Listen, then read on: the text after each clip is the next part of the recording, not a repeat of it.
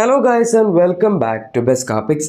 ഇന്ത്യയിൽ പൊതുവെ വണ്ടികൾ ഇറക്കുന്ന ട്രാക്ക് റെക്കോർഡൊക്കെ നമ്മൾ എടുത്തു നോക്കുകയാണെങ്കിൽ ജീപ്പിൻ്റെ കാര്യം അത്ര നല്ലതല്ല എന്ന് പറയേണ്ടി വരും. പണ്ടൊക്കെ അവർ റാംഗ്ലറും അതുപോലെ ഗ്രാൻഡ് ചെറോക്കിയൊക്കെ മാത്രം ഇട്ടുകൊണ്ടിരുന്ന കാലത്ത് വലിയ സെയിൽസ് ഒന്നും ഇല്ലായിരുന്നു.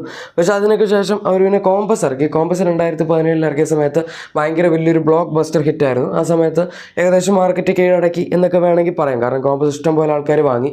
കാരണം ജീപ്പിന് ആ സമയത്ത് കുറച്ച് ഹൈ എൻഡ്, അതായത് ഇത്തിരി വില കൂടിയ വണ്ടികളായിരുന്നു ഉണ്ടായിരുന്നു. അപ്പോൾ പെട്ടെന്ന് 15 lakhs ഒക്കെ എക്സ്ഷോറൂം പ്രൈസ് വരുന്ന രീതിയിൽ അവരൊരു വണ്ടി ഇറക്കിയപ്പം ആൾക്കാരെ നന്നായി സ്വീകരിച്ചു. പക്ഷേ അതിനുശേഷം പിന്നീട് അങ്ങനെ കോമ്പറ്റീറ്റീവ് ആയിട്ടുള്ള വണ്ടി ഒന്നും തന്നെ ജീപ്പ് ഇറക്കിയിട്ടില്ല എന്നുള്ളതാണ് മറ്റൊരു സത്യം.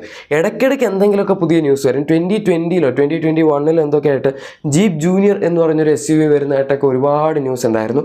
അന്ന് അതൊക്കെ ഭയങ്കര സ്പ്രെഡായി. അത് ജീപ്പ് തന്നെ പറഞ്ഞിരിക്കുന്ന സംഭവമാണ്. അതായത് എന്തെങ്കിലുമൊക്കെ ഈ പ്രസ് കോൺഫറൻസ് അങ്ങനെ ഓട്ടോക്കാർ ഇന്ത്യയുടെ അങ്ങനെ എന്തെങ്കിലുമൊക്കെ സംഭവങ്ങളൊക്കെ അവർ വെക്കുന്ന സമയത്ത് ജീപ്പിൻ്റെയോ അല്ലെങ്കിൽ സ്റ്റെല്ലാൻസിൻ്റെ ഒക്കെ ആയിട്ട് മെമ്പേഴ്സൊക്കെ ഇവർ ഇങ്ങനത്തെ സംഭവങ്ങളൊക്കെ പറയും. അപ്പോൾ അങ്ങനെ പറയുന്നതിൻ്റെ കൂട്ടത്തിൽ ഇവർ ഒരു വണ്ടി അനൗൺസ് ചെയ്തതായിട്ടൊക്കെ അങ്ങ് ചെയ്യും. ഓക്കെ, പക്ഷേ കുറച്ച് കാലം കഴിയുമ്പോൾ പിന്നെ നമുക്ക് കേൾക്കാൻ പറ്റുന്ന അവർ ഈ ഒരു പരിപാടി ക്യാൻസൽ ചെയ്തു, അത് ഇന്ത്യക്ക് വേണ്ടി ചെയ്യാൻ പറ്റില്ല, അങ്ങനെ എന്തെങ്കിലുമൊക്കെ പറഞ്ഞ് അവരങ്ങോട്ട് ഒഴിവാക്കുകയും ചെയ്യും. ഇപ്പോൾ ഇങ്ങനെയാണോ സംഭവിക്കാൻ പോകുന്നത് എന്നറിയില്ല. പക്ഷെ എന്തായാലും ജീപ്പിൻ്റെ ഭാഗത്തു നിന്ന് ഒരു പുതിയ അപ്ഡേറ്റ് കൂടി വന്നിട്ടുണ്ട്. ഇത് ഫേക്ക് ആവല്ലേ എന്നാണ് എൻ്റെ ആഗ്രഹം. കാരണം ഇത് ആക്ച്വലി ഫേക്ക് ആവേണ്ട കാര്യമില്ല. കാരണം അത്യാവശ്യം ഒരു ഡൂവബിൾ ആയിട്ടുള്ള ഒരു സംഭവമാണ് ഇപ്പോൾ അവർ പറയുന്നത്. റീസൺ എന്താണെന്ന് വെച്ചാൽ നമുക്കറിയാം, സ്റ്റെല്ലാൻഡിസ് ഗ്രൂപ്പിൻ്റെ അണ്ടറിലാണ് ഈ പറയുന്ന ജീപ്പ്, സിട്രോയിൻ തുടങ്ങിയ ബ്രാൻഡ്സൊക്കെ ഇന്ത്യയിൽ ഫംഗ്ഷൻ ചെയ്യുന്നത്. അത് ഗ്ലോബലി നമ്മൾ നോക്കുകയാണെങ്കിൽ സ്റ്റെല്ലാൻഡിസ് ഒരു വലിയ ബ്രാൻഡാണ്. ഇഷ്ടംപോലെ കമ്പനികൾ അതിൻ്റെ അകത്ത് വരുന്നുണ്ട്. സ്റ്റെല്ലാൻഡിസിൻ്റെ അകത്ത് വരുന്ന 1/10 വണ്ടി കമ്പനികൾ പോലും നമുക്ക് ഇവിടെ ഇന്ത്യയിൽ കിട്ടുന്നില്ല. 14-15 കമ്പനീസ് ഗ്ലോബലി സ്റ്റെല്ലാൻഡിസ് ഗ്രൂപ്പിൻ്റെ അണ്ടറിൽ വരുന്നുണ്ട്. എന്തായാലും ഇവിടെ നമുക്കുള്ള 2 കമ്പനികളുടെ ട്രാക്ക് റെക്കോർഡ് നോക്കുകയാണെങ്കിൽ സെയിൽസിൻ്റെ കാര്യത്തിൽ വളരെ മോശമായിട്ടാണ് പെർഫോം ചെയ്യുന്നത്. അതിൽ ജീപ്പിൻ്റെ കാര്യം നമുക്ക് പിന്നെ പോട്ടെന്ന് വെക്കാം. കാരണം കുറച്ചും കൂടെ എക്സ്പെൻസീവ് ആയിട്ടുള്ള വണ്ടികളാണ് വിൽക്കുന്നത്.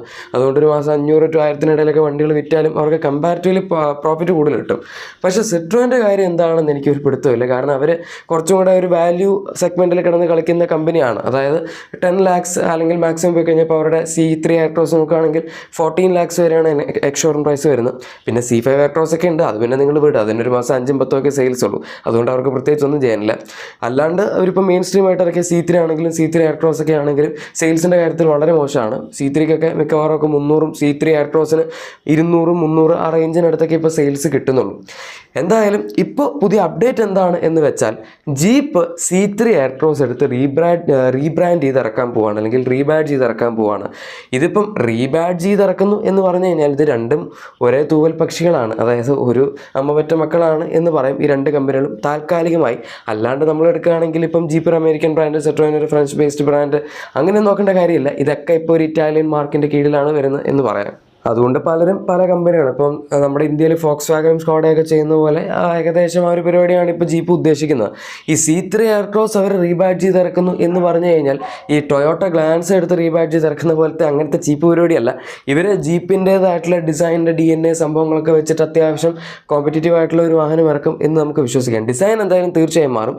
ജീപ്പിൻ്റെ ആ ഒരു ട്രഡീഷണൽ ഡിസൈൻ, അതായത് നമുക്ക് ടോപ്പ് പോർഷൻ അത്യാവശ്യം നല്ല രീതിയിൽ ഇൻറ്റഗ്രേറ്റഡ് ആയിട്ടുള്ള ഹെഡ്ലാമ്പ്സും അതുപോലെ ജീപ്പിൻ്റെ 7 ഗ്രില്ലും ഒക്കെ വരുന്ന രീതിയിലുള്ള അത്യാവശ്യം കാണാൻ രസമുള്ള ഒരു ബോക്സി ലൈക്ക് ഡിസൈൻ ഫിലോസഫി ഒക്കെ ഫോളോ ചെയ്യുന്ന ഒരു വാഹനം അവർ തീർച്ചയായും ഇറക്കേണ്ടതാണ്.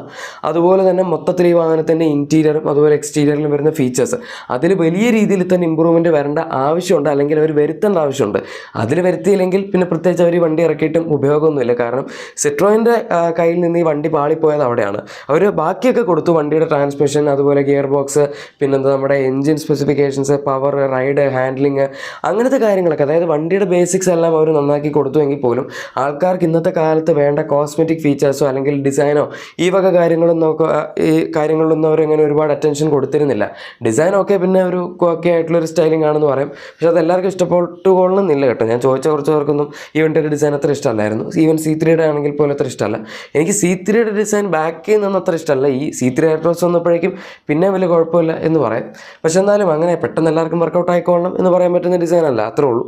എന്തായാലും ജീപ്പിൻ്റെ കാര്യത്തിൽ അങ്ങനെയല്ല. കാരണം ജീപ്പ് ഇറക്കുന്ന വണ്ടികൾ എന്നൊക്കെ പറഞ്ഞു കഴിഞ്ഞാൽ മിക്കതിനും ഒരു കൈൻഡ് ഓഫ് ഒരു ബോക്സി ലുക്ക് ഉള്ളതുകൊണ്ട് തന്നെ SUV പോലെയൊക്കെ ഇരിക്കും കാണാൻ ഏകദേശം. അതിപ്പം ശരിക്കും SUV ആണെങ്കിലും അല്ലെങ്കിലും. പിന്നെ ഇന്ത്യയിൽ അവർ ഇറക്കിയിരിക്കുന്ന വണ്ടികളൊക്കെ എന്തായാലും ഒന്നെങ്കിൽ ഓൾ വീൽ ഡ്രൈവ് ആണ്, അല്ലെങ്കിൽ 4x4 ആണ്, എന്തെങ്കിലുമൊക്കെ സംവിധാനങ്ങൾ കൊടുത്തിട്ടുണ്ടാവും.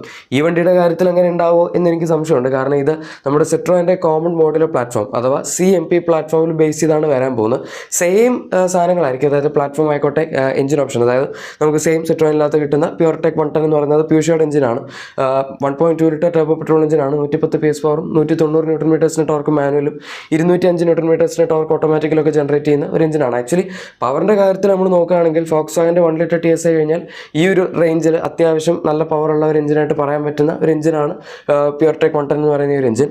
പിന്നെ ഈ platform as such all wheel drive ഒന്നും തീർച്ചയായും സപ്പോർട്ട് ചെയ്യാൻ പോകുന്നില്ല. പിന്നെ അവർക്ക് വേണമെങ്കിൽ ചെയ്യാൻ പറ്റുന്നത് ഇലക്ട്രിക് ഇറക്കിയിട്ടാണ്. അത് പിന്നെ വേണമെങ്കിൽ ഫ്രണ്ടും റിയറും മോട്ടോഴ്സ് വെച്ച് കഴിഞ്ഞാൽ ഡുവൽ മോട്ടോർ സെറ്റപ്പ് ആക്കി വേണമെങ്കിൽ ഓൾ വീൽ ഡ്രൈവ് കൊടുക്കുക എന്നുള്ളതേ ഉള്ളൂ. പക്ഷെ അതും കുറച്ച് ബുദ്ധിമുട്ടായിരിക്കും ഓൾറെഡി ഓൾ വീൽ ഡ്രൈവ് ഒന്നും സപ്പോർട്ട് ചെയ്യാത്തൊരു പ്ലാറ്റ്ഫോമിൽ.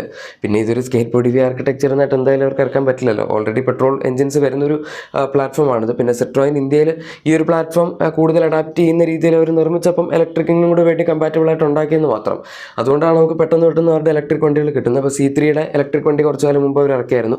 C3 എയർട്രോസിൻ്റെ ഇലക്ട്രിക്കും അധികം വൈകാതെ തന്നെ വരും. ഇനിയിപ്പം C3X ഇറക്കുമ്പം, അതായത് C3യുടെ തന്നെ കൂപ്പേ മോഷൻ ഇറക്കുന്ന സമയത്ത് അതിൻ്റെയും ഒരു ഇലക്ട്രിക് വേർഷൻ വരും എന്ന് തന്നെയാണ് ഇപ്പോൾ ഉള്ള റിപ്പോർട്ട്സ് പറയുന്നത്. ഇനി ഇത്രയൊക്കെ ഞാൻ പറഞ്ഞതിൽ വെച്ച് ജീപ്പ് ഇപ്പോൾ ചെയ്യാൻ പോകുന്ന ഈ ഒരു സംഭവം, അതായത് ഈ റീബാഡ്ജ് ചെയ്ത് ഇറക്കുക എന്ന് പറയുന്ന ഈ ഒരു സംഭവം ഒരു നല്ല നീക്കമാണോ എന്ന് എന്നോട് ചോദിക്കുകയാണെങ്കിൽ തീർച്ചയായും വളരെ നല്ല നീക്കമാണെന്ന് ഞാൻ പറയൂ. കാരണം എന്താണെന്ന് വെച്ചാൽ ഒന്നാമത്തെ കാര്യം CMP പ്ലാറ്റ്ഫോം സിട്രോയിൻ ഇന്ത്യയിൽ മാക്സിമം ലോക്കലൈസ് ചെയ്തിട്ടുണ്ട്. ഓൾമോസ്റ്റ് 80 to 90% അടുത്ത് ലോക്കലൈസേഷൻ ഉണ്ടെന്ന് പറയും. C3യിൽ ആക്ച്വലി 93% അടുത്ത് ലോക്കലൈസേഷൻ ഉണ്ടായിരുന്നു. അപ്പോൾ അത്രയും ലോക്കലൈസേഷൻ ഓൾറെഡി ഉള്ളൊരു പ്ലാറ്റ്ഫോമിൽ ജീപ്പ് വർക്ക് ചെയ്യുകയാണെങ്കിൽ, പ്രത്യേകിച്ച് ജീപ്പിൻ്റെ വണ്ടികളിൽ ലോക്കലൈസേഷൻ വളരെ കുറവാണ്, 60 to 70% മാത്രമേ ഉള്ളൂ. അതുകൊണ്ടാണ് കോമ്പസിനൊക്കെ ഇത്രയും റേറ്റ് വരുന്നത്. പിന്നെ CKD മാർക്ക് വഴിയാണ് അവർ കുറേ വണ്ടികളൊക്കെ കൊണ്ടുവരുന്നത്. അപ്പോൾ അങ്ങനെയൊക്കെ നോക്കുമ്പം ഇത് കുറച്ചും കൂടെ ബെറ്റർ ആയിട്ടുള്ളൊരു ചോയ്സ് ആയിരിക്കും. കാരണം അവർക്ക് ഇന്ത്യയിൽ ഓൾറെഡി ഈ സാധനം അഫോർഡബിൾ ആയിട്ട് ഉണ്ടാക്കാൻ പറ്റും. പിന്നെ ഇനിയിപ്പോൾ ജീപ്പിൻ്റെ രീതിയിൽ അവർ കുറച്ച് പ്രൈസ് കൂട്ടി ഫീച്ചേഴ്സൊക്കെ കൂട്ടി വിൽക്കുകയാണെങ്കിലും ആൾക്കാർ വാങ്ങിക്കുമെന്നാണ് എനിക്ക് തോന്നുന്നത്. കാരണം ഈ വണ്ടി കോമ്പസിൻ്റെ തൊട്ട് താഴത്തായിരിക്കും അവർ വെക്കുന്നത്. ഈവൻ ദോ കോമ്പസിൻ്റെ സൈസൊക്കെ ഏകദേശം ക്രെറ്റയുടെ അത്രയൊക്കെ ഉള്ളൂ, 4.4 മീറ്റേഴ്സൊക്കെ അതിൻ്റെ ലെങ്ത് ഒക്കെ ഉള്ളൂ. എങ്കിലും ജീപ്പ് അതിനെ ഒരു ക്രെറ്റ ലെവലായിട്ടല്ല കാണുന്നത്. അതിപ്പോൾ എൻ്റെ പ്രൈസ് കണ്ടാൽ തന്നെ നമുക്ക് മനസ്സിലാവും. 20 lakhs സ്റ്റാർട്ട് ചെയ്യുന്നൊരു വാഹനം 10 lakhs സ്റ്റാർട്ട് ചെയ്യുന്നൊരു വാഹനം തമ്മിൽ നല്ല വ്യത്യാസമുണ്ടല്ലോ. എന്തായാലും ഈ വണ്ടിയുടെ കേസിൽ അങ്ങനെ ആയിരിക്കില്ല. ഇപ്പം നമ്മുടെ C3 എയർക്രോസിൻ്റെ പ്രൈസ് സ്റ്റാർട്ട് ചെയ്യുന്നത് അറൗണ്ട് 10 lakhs ആണ്, 9.99 lakhs ആണ്. അപ്പോൾ പിന്നെ അത് ജീപ്പിൻ്റെ രീതിയിൽ അവർ മാറ്റിയാലും 10.5 to 11 lakhsനുള്ളിൽ അവർക്ക് തീർച്ചയായും ഇനീഷ്യലി പ്രൈസ് വയ്ക്കാൻ പറ്റേണ്ടതാണ്. ഇനിയിപ്പോൾ ടോപ്പ് എൻഡ് മോഡലിന് 15-16 lakhs വരെ പോയാൽ പോലും അവർ അത്യാവശ്യം ഫീച്ചേഴ്സൊക്കെ നല്ല പാക്കേജിങ്ങിൽ കൊടുക്കുകയാണെങ്കിൽ അതൊക്കെ വാങ്ങാൻ തീർച്ചയായും ആൾക്കാരുണ്ടാവും. പ്രത്യേകിച്ച് 20 lakhsന് മുകളിൽ ഇപ്പം ഈ അടുത്തിറങ്ങിയ നമ്മുടെ ക്രെറ്റ എൻലൈനിന് തന്നെ 20.3 lakhs എക്സ്-ഓൺ പ്രൈസ് വരുന്നുണ്ട്. സെൽട്ടോസിനും അല്ലെങ്കിൽ ഈ സെഗ്മെൻറ്റിൽ വരുന്ന ഒട്ടുമിക്ക എല്ലാ വാഹനങ്ങളുടെയും ടോപ്പ് എൻഡ് മാക്സിമം സ്പെക്ഡ് ഔട്ട് ആയിട്ടുള്ള വേർഷൻ നോക്കുകയാണെങ്കിൽ 20 lakhsന് അടുത്ത് തീർച്ചയായും ഉണ്ടാവും. അപ്പോൾ അങ്ങനെ നോക്കുമ്പം ഇത് നല്ലൊരു മൂവ് ആയിരിക്കും. അവരിനിപ്പം വേറെ ഒരുപാട് വലിയ ഹൈ പെർഫോമൻസ് എഞ്ചിൻസ് ഒന്നും കൊടുക്കാണ്ട് 1.2 പെട്രോൾ മാത്രം കൊടുക്കുകയാണെങ്കിൽ തന്നെ അത്യാവശ്യം ഡീസൻറ്റ് വൈ ആയിരിക്കും അത്. എന്തായാലും അതാണ് ഇപ്പോൾ നമുക്ക് ഈ പുതിയ ജീപ്പിൻ്റെ വണ്ടിയെ പറ്റി കിട്ടിയിരിക്കുന്ന അപ്ഡേറ്റ്. വീഡിയോ ഇഷ്ടപ്പെട്ടെങ്കിൽ തീർച്ചയായും ലൈക്കും സബ്സ്ക്രൈബും ഷെയറും ഒക്കെ ചെയ്തേക്കാം. നമുക്ക് മറ്റൊരു വീഡിയോയിൽ കാണാം. Thank you for watching my video and good bye.